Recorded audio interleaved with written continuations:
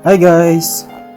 So, Dungeons and Dragons Adventures to the Forgotten Realms in Magic the Gathering is now officially spoiled and also officially released.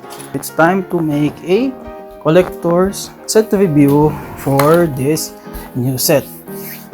So, in this first video, we will be tackling the Planeswalkers that we are getting in this set.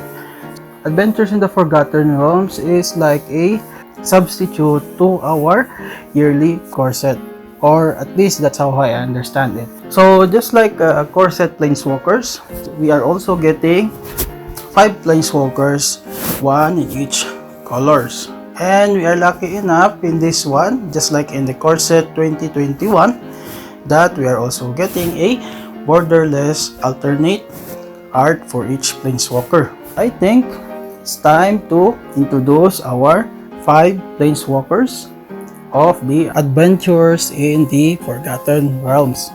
First we have here is the White Planeswalker of the set.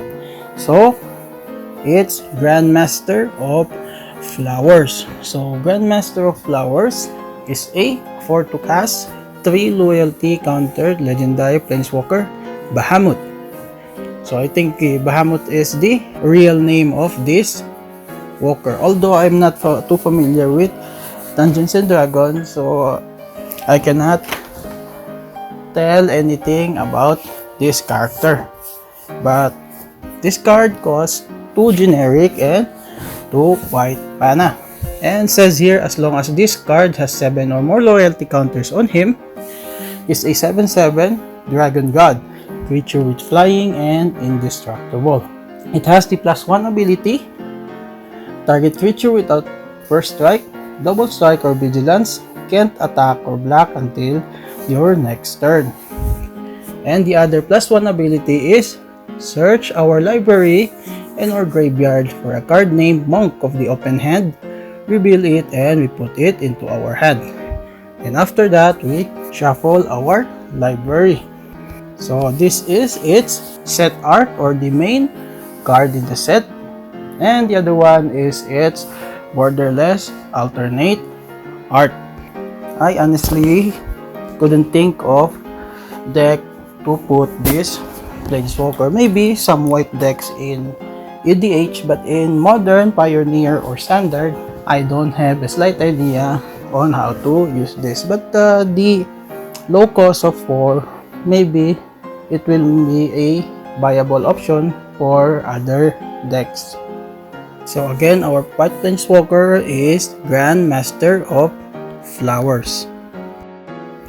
Then next we have here is blue Planeswalker of the set. So it's Mordenkainen. So Mordenkainen is a 6 to cast, 5 loyalty counted legendary Planeswalker, Mordenkainen. So can be paid with 4 generic and double blue.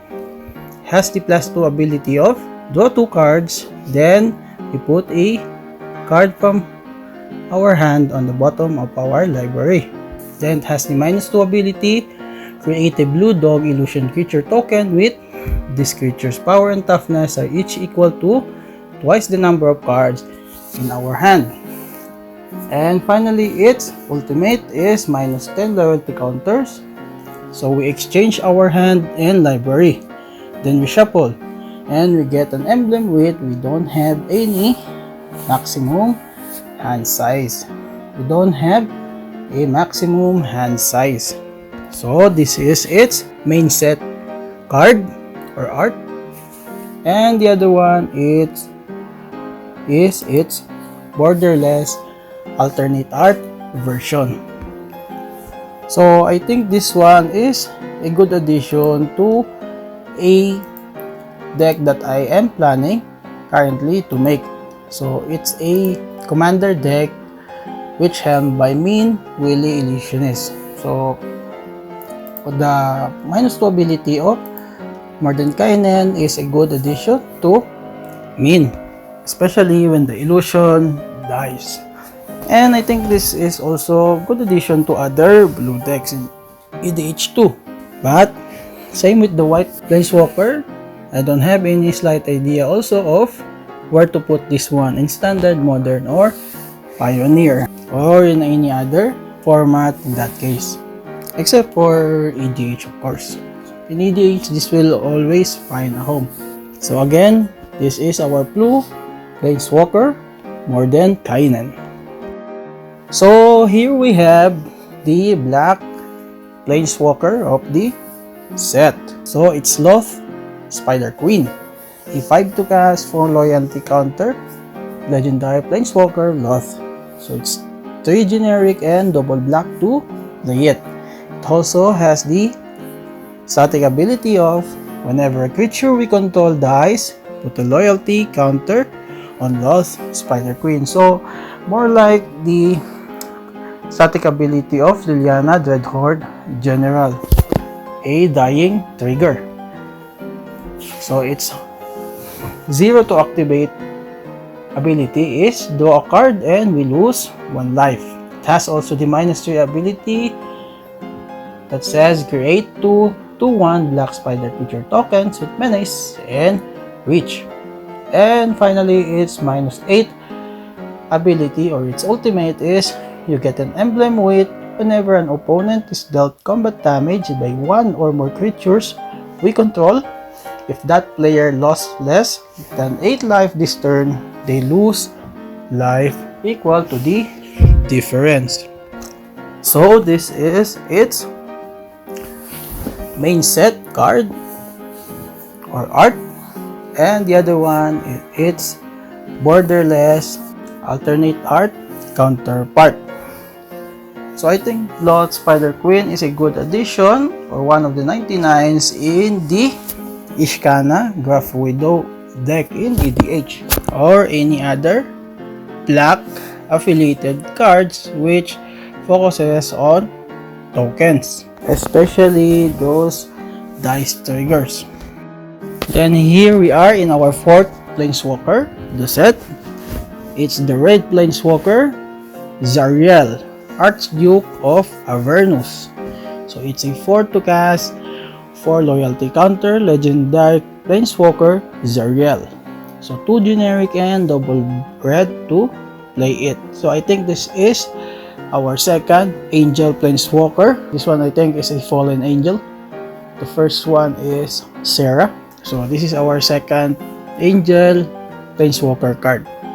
So Zariel, Archduke of Avernus, has this +1 ability. Creatures we control get +1/+0 and gains haste until end of turn. Then the 0 ability is create a 1/1 red devil creature token with when this creature dies, it deals 1 damage to any target. And finally, its ultimate is -6 loyalty counters. We get an emblem with at the end of the first combat phase on our turn, we untap target creature we control. After this main phase, there is an additional combat phase. So this is its main set card or art, and the other one is its borderless alternate art counterpart. So I think Zariel, Archduke of Avernus is also a good addition to Goblin decks because of its +1 ability that gives haste to creatures. And again, I will repeat, for all 5 Planeswalker of this set, I still don't have any idea where to put them in Modern, Pioneer, or Standard for that matter, or even in the older formats, except for the EDH of course, because every card or almost every card could find a house in EDH.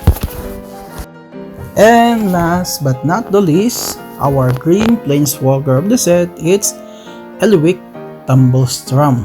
So it's a 4 to cast, 4 loyalty counter legendary Planeswalker, Elwick. So it can be played with 2 generic and double green. It has the +1 ability, venture into the dungeon. So we are getting a new card or a new kind of token in the form of dungeon cards. Also the it has also the -2 ability that says, look at the top 6 cards of our library. We may reveal a creature card from among them and put it into our hand. If it's legendary, we gain 3 life. Then we put the rest on the bottom of our library in a random order. And its -7 loyalty counter ability, or its ultimate, is we get an emblem with creatures we control head trample and haste and get +2/+2 for each differently named dungeon we've completed. So I think this could be a good addition to green affiliated dungeon crawling decks. So this is its main set art, and the other one are its borderless alternate art counterpart. So aside from a dungeon theme EDH, I think it will not be that effective in other green decks, because the +1 ability only will be slow if this is the only dungeon card you have. So that is our Planeswalker cycle of this set. So 5 Planeswalkers in different colors, same as from the past set or the core sets. So again, in the Planeswalker section, we are getting 10 new Planeswalker for our collection. Join me again in the part 2 of our collector's set review of adventures in the Forgotten Realms. So I think the next video will be focusing on the legendary cards that we are getting in this set. So anyways, have a good day and hope you are safe always.